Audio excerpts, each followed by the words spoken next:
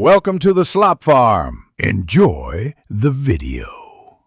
Many people wonder if their 401k can fund a home. Yes, it's an option, but with strict rules. While it seems easy, understanding all implications is key. We'll explore how this can work for you. There are two main ways: a 401k loan or a withdrawal.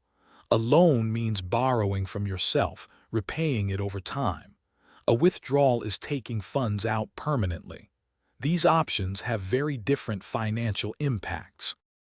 With a 401k loan, you can typically borrow up to $50,000. You repay it over 5 years, with interest returning to your own account. No taxes or penalties apply if repaid on time, making it an attractive choice. A 401k withdrawal is more complex. Under 59.5, you face a 10% penalty and ordinary income taxes. First-time homebuyers can withdraw up to $10,000 penalty-free, though it's still taxed. Using your 401k affects future retirement growth. If you change jobs, a loan might become immediately due. Always explore other funding options first. Consider a financial advisor to ensure it's right for your long-term financial health. Thanks for watching. Consider subscribing if we helped you today.